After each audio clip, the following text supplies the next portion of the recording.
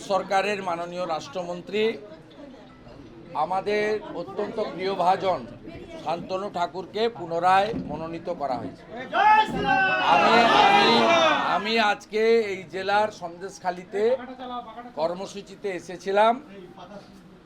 আমি সেই কর্মসূচিতে আসার পরে আমাকে এখানকার মাননীয় জেলা সভাপতি কর্মীদের সঙ্গে মিলিত হওয়ার আমন্ত্রণ করেছিলেন এবং মাননীয় বিধায়ক আমার সহকর্মী বিধানসভার অত্যন্ত ডেডিকেটেড একজন মোদিজির পরিবারের সদস্য মান্যবর সুব্রত ঠাকুর মহোদয়, যিনি মতুয়া মহাসংঘের মহাসংঘের তিনি একজন শ্রদ্ধাস্পদ ঠাকুর। তিনি আমাকে তার বাড়িতে আমন্ত্রণ করেছিলেন, চায়ের আমন্ত্রণ।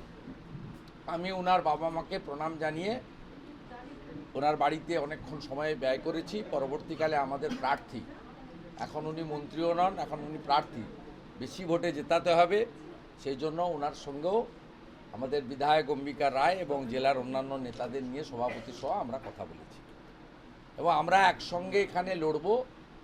এবং আজকে আরও খুশির খবর, ভারতীয় জনতা পার্টির কর্মীদের এবং ভোটারদেরকে যিনি মিথ্যা কথা বলে টুপি পরিয়ে এমএলএ হয়েছিলেন, তাকে আজকে তৃণমূল কংগ্রেসের পক্ষ থেকে এই কেন্দ্রে প্রার্থী ঘোষণা করা হয়েছে।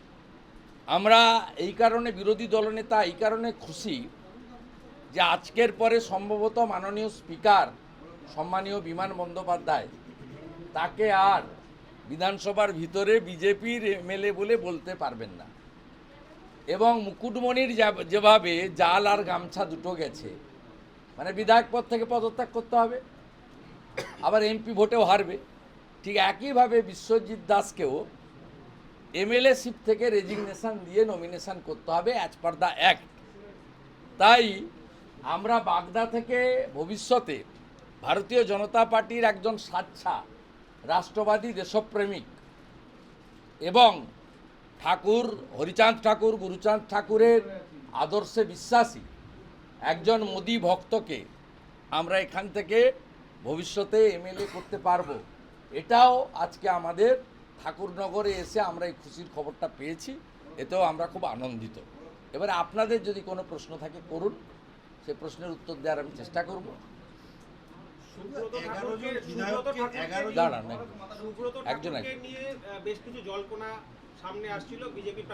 সুব্রত ঠাকুর কি তার সোশ্যাল মিডিয়া হ্যান্ডেলে বা প্রেস বাইট দিয়ে কোথাও বলেছে?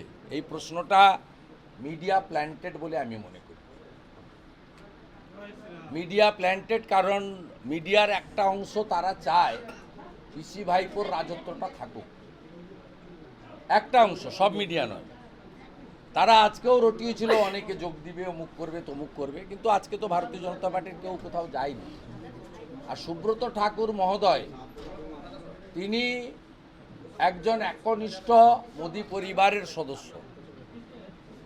তিনি বিধানসভায় তার 3 বছরের যে পারফরমেন্স, এত ডিসিপ্লিন, ওনার পরিবারের সহধর্মিনী অস্ট্রেলিয়ায় থাকেন, আপনারা জানেন, বাচ্চারা ওখানে থাকে, তাকে বিদেশে যেতে হয়। তিনি বিরোধী দলনেতার কাছে স্পিকারকে চিঠি দিতে হয়, তিনি বিরোধী দলনেতাকে চিঠি দেওয়া মানে শুধু ইনফরমেশন নয়, অনুমতি নিয়ে যায়। এই রকম ডেডিকেটেড ডিসিপ্লিন বিজেপির এমএলএ এবং ওয়ার্কার হাতে গোনা আছে। অতএব it's a media planted, completely rumours, এর কোনো মানে গ্রাউন্ড রিয়েলিটি নেই। 11 জন বিধায়ক এবারে তৃণমূল কংগ্রেস প্রার্থী করলো, 11 জন, তার মধ্যে আপনাদের দলেরও আছে মুকুটমণি, বিশ্বজিৎ দাস। এই যে এমএলএদেরকেই আবার পুনরায় সংসদ, না, আমাদের আনন্দ লাগছে। তৃণমূল শাসক দল তারা বলে বিজেপি বলে কিছু নেই, এমন 5 জনকে প্রার্থী করেছে যে 5 জনকে বিজেপি থেকে ভাঙিয়ে নিয়ে গিয়ে প্রার্থী করতে হয়েছে। বিজেপি থেকে ভাঙিয়ে নিয়ে গিয়ে প্রার্থী করতে হয়েছে। আর যে তৃণমূল বলে, আজকেও বলেছে গুজরাটিদের তাড়িয়ে দাও, তা গুজরাটিরা কি ভারতীয় নয়? যেভাবে আজকে গুজরাটিদের আক্রমণ করা হয়েছে, তাহলে তো মহাত্মা গান্ধী আর সর্দার বল্লভভাই পাটিলকেও তাড়িয়ে দিতে হবে। এবং সাথে সাথে যারা বাংলা বাংলা করে বলে, বিজেপিকে বহিরাগত বলে, তাদের প্রার্থী তালিকায় শত্রুঘ্ন সিনহা, কীর্তি আজাদ, ইউসুফ পাঠান, এরা কোথাকার লোক আমরা এটা জানতে চাই। পবন সিং ভোজপুরি সিঙ্গার, তার গান, তার সিরিয়াল বা এসব নিয়ে আমি কোনো মন্তব্য করব না। তার শিল্পী সত্তা আছে, আমরা সব জিনিসের সঙ্গে একমত নই। কিন্তু পবন সিংয়ের নাম আসার পরে বিহারি বিহারি বহিরাগত বলে ঝড় তুলেছিলেন যারা, তাতে পবন সিং নিজের নাম উইথড্র করে নিয়েছে, আপনারা দেখেছেন। তা আজকে শত্রুঘ্ন সিনহা, কীর্তি আজাদ এবং ইউসুফ পাঠান এরা কোন কালে বাঙালি হলো, এইটা তোলামূলকে আমি জানতে চাইছি। শুধু একইভাবে অর্জুন সিং প্রার্থী হননি, আপনাদের অর্জুন সিংকে ওরা কোনোদিনই বিশ্বাস করে না, আমরা জানি। কারণ অর্জুন সিং মহোদয় কার্যত ভয়ে ওদিকে গেছিলেন। এবং অর্জুন সিং মহোদয়কে আমি একাধিকবার বলেছি, আমাদের অনেক নেতার সঙ্গে তার যোগাযোগ ছিল, আমার সঙ্গেও যোগাযোগ ছিল। আমি বলেছি যে আপনি ভুল জায়গায় গেছেন, খুব বেশি হলে জেল খাটাতেন।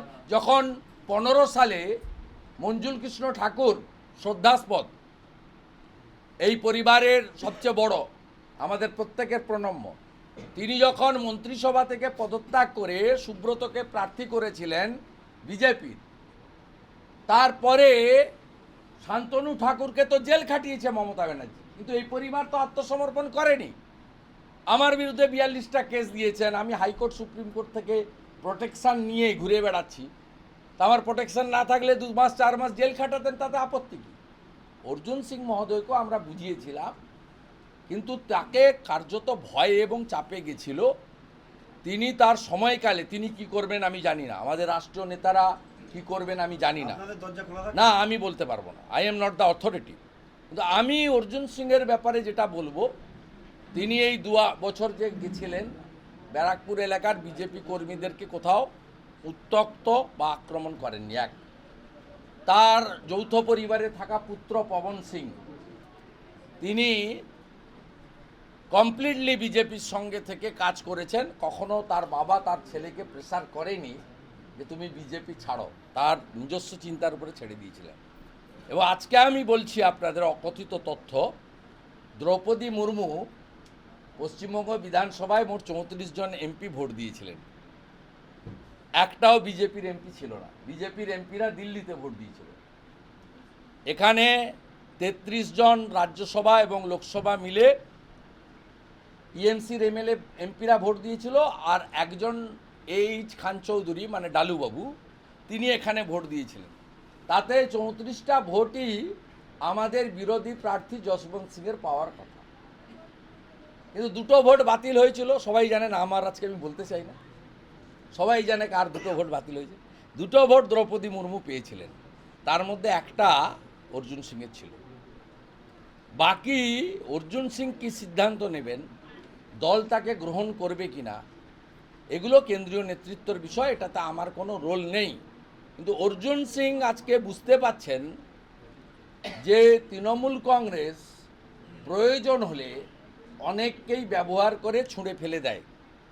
তাই কোনো কিছু পাওয়ার লোভে ক্ষণিকের জন্য তৃণমূল কংগ্রেস নামক একটি ফ্রড, চিটিংবাজ, ফেরেববাজ, 420 যত রকম চুরি আছে, চুরিতে মাস্টার ডিগ্রি করা, মা বোনেদের ইজ্জত লুণ্ঠন করা শাহজাহানদের পার্টি, এই পার্টিতে দয়া করে নাম লেখানোর আগে একবার নয় 50 বার ভেবে নাম লেখাবেন। ইন্ডিয়া জোটের বাংলা ইন্ডিয়া জোটের কি হলো? ইন্ডি চটকে গেল।